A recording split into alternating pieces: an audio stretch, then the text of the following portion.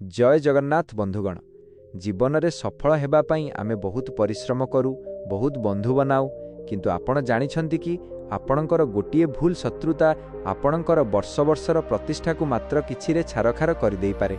आमे अनेक समय क्रोधवशतः लोकंक सह विवाद करूँ, किंतु चाणक्य नीति एवं मानव मनोविज्ञान कहे जे दुनिया रे एमिति 3 ରୁ 5 प्रकार लोक अछंती जहांक सह शत्रुता करिबा माने निज जीवन को निजे नष्ट करिबा।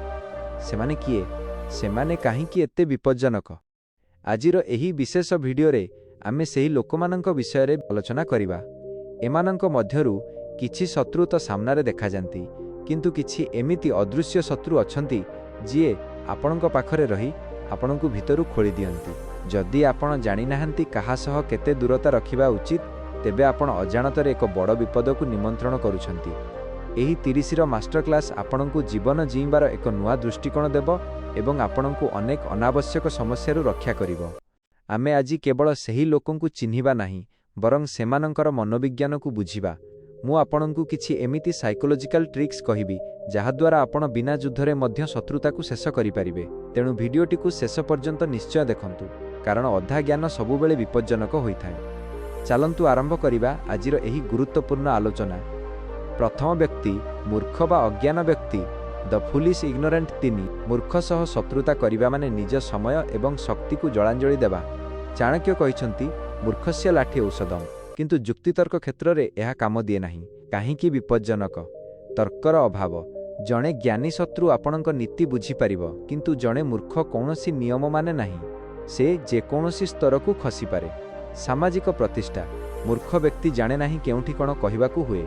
से सर्वसाधारण रे आपणकू अपमानित करिबाकू चेष्टा करिवो, जेउथिरे तार किछि क्षति हेबो नाही, किंतु आपणक सम्मान हानि हेबो। अप्रत्याशित आक्रमण। सेमानंकर कौनसी योजना नथाय। सेमाने भावप्रवण होई एमिति किछि करि बसंती जहा उभयंक पई घातक हुए। जणे मूर्ख व्यक्ति सह रास्तारे झगड़ा कले से निजर जीवन हराइबाकू मध्य पछाइबो नाही, जेउठारे आपणकर परिवार एवं क्यारियर दाउरे लागि थाए। एमानंकू दूररू नमस्कार करिबा श्रेयस्कर। चुप रहिबा हेउछि एमानंक विरुद्धरे सबुठारु बड़ अस्त्र। द्वितीय व्यक्ति शक्तिशाली बा प्रभावशाली व्यक्ति, द पावरफुल अथॉरिटी। शास्त्र अनुसारे राजा, सरकार, प्रशासन बा अत्यधिक धनी व्यक्तिंक सह सीधासळख शत्रुता करिबा आत्मघाती। काहींकि विपज्जनक? संबळर अभाव। आपणक पाखरे जेतिकी शक्ति अछि ताठारु 10 गुण अधिक शक्ति सेमानंक पाखरे थाए। सेमाने आईन, अर्थ एवं मांसपेशीर बଳରେ आपणकू दबाई देई पारंती। दीर्घकालीन क्षति। जणे प्रभावशाली व्यक्ति आपणक रोजगारर पंथा बंद कर देई पारे। समाज रे आपणकू एक घरिकिया कर देई पारे। परिवार उपरे प्रभाव। एमानंक सह शत्रुता केवल आपणकू नुहे, बरं आपणक आगामी पीढ़ी को मध्य प्रभावित करे। मनोवैज्ञानिक दृष्टिकोण। शक्तिशाली व्यक्तिंकर अहंकार बहुत बड़ थाए। सेमाने निजर अहंकार पाई आपणकू संपूर्ण शेष करबाकू चेष्टा करिवे। जदि सेमाने भूल भी करूछंती, तेबे कौशलर सह काम करंतु। साम, दाम, दंड भेद मध्यरु प्रथमे साम बुझामणा व्यवहार करंतु। सीधासळख युद्ध अपेक्षा कूटनीति रे जितिबाकू चेष्टा करंतु। तृतीय व्यक्ति विश्वासी बा घनिष्ठ बंधु, द क्लोज कॉन्फिडेंट ट्रेटर।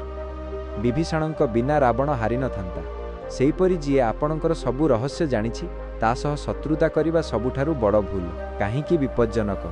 मर्मस्थल रे आघात। से जानिछि आपणक दुर्बलता केउठी। से जानिछि आपण केउ कथारे भांगी पड़िबे। गुप्त तथ्य। आपणक व्यवसाय, परिवार एवं व्यक्तिगत जीवनर अंधारिया दिग तांकु जणा। शत्रु हेबा परे से एही तथ्य को आपणक विरुद्धरे अस्त्र भावे व्यवहार करिवो। मानसिक चाप। जणे अजणा शत्रुठारु रक्षा पाइबा सहज, किंतु जणे जणाशुणा शत्रु सबुबेले आपणक आखपाखरे रहिछि आपणकू मानसिक भावे शेष करिदेबो। इतिहास साक्षी अछि जेतेबेले भी कौनसी बड़ साम्राज्य पतन होइछि ता पछरे जणे घनिष्ठ व्यक्तिर हाथ रहिछि। केबे भी निजर सबु रहस्य काहाकू कुहंतु नाही। जदि कौनसी घनिष्ठ व्यक्ति सह मनांतर हेउछि, तेबे शत्रुता नकरी संपर्क को साइलेंट मोड को नहीं जांतु। अधिक तिक्तता बढ़ांतु नाही। चतुर्थ व्यक्ति आर्थिक शक्ति थिबा व्यक्ति बा ऋणदाता, द फाइनेंशियल पावर। जीवन रे अर्थ हेउछि एक अदृश्य शक्ति। जदि आपण काहाठारु ऋण नेइछंती किंबा काहा सह बड़ धरणर आर्थिक कारोबार करूछंती, तेबे ताक सह शत्रुता करिबा माने निज बेकरे निजे दौड़ी लगाइबा। काहींकि विपज्जनक? सामाजिक अपमान। जणे ऋणदाता आपणकु 4 जनक मझिरे अपमानित करी आपणकर सम्मान हानि करिपारे। समाजरे थरे विश्वासघातक बोली नाम पड़गले भविष्यतरे केही आपणकु साहाय्य करिवे नाही। आईनगत जाल शत्रुता हेले सेही व्यक्ति जनक आपणकु कोर्ट कचेरी किंबा पुलिस मामलारे फसाई आपणकर सबु संपत्ति जबत करिबाकु चेष्टा करिवो। व्यावसायिक क्षति जदि से आपणक व्यवसायर जणे बड़ सप्लायर बा इन्वेस्टर से मात्र गोटिए आपणकर रोजगार पंथा बंद कर देई पारे। मनोवैज्ञानिक टिप्स टंका पैसा मामलारे सबुबेले स्वच्छ रुहंतु। जदि टंका फेरस्ट करिबारे असुविधा हेउछि तेबे शत्रुता नुहे बरं नम्रतार सह समय मागंतु। इतिहासरे अनेक राजा केवल निजर आर्थिक सहायकंक सह शत्रुता करी निजर साम्राज्य हराइछंती। पंचम व्यक्ति निज भितरर अहंकार और क्रोध इंटरनल एनिमी ईगो। भिडियोर सबुठारु बड़ ट्विस्ट एइठी अछि। बाहर शत्रुंक ठारु रक्षा पाइबा पई हुए तो आपण कौशल जानिछंती, किंतु आम शरीर भितर थिबा अहंकार हेउछि सबुठारु भयंकर शत्रु। काहींकि एहा सबुठारु बड़ शत्रु अंध विवेक अहंकार मनीषर आखि को अंध करिदिए।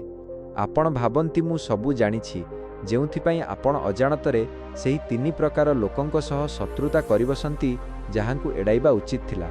एकाकीपण जणे अहंकारी व्यक्तिंक पाखरे केही रहिबाकु चाहंती नाही। शेषरे आपण शारीरिक एवं मानसिक भावे एका होई जांती। विनाशर कारण रावण हेउ किंबा दुर्योधन सेमानंकर पतन कोनोसी बाहर शत्रु पाई नुहे बरं निज भितरर अहंकार पाई होइथिला। शत्रुता हेउछि एक निया जहा प्रथमे निजकु पड़े एवं परे अन्यकु।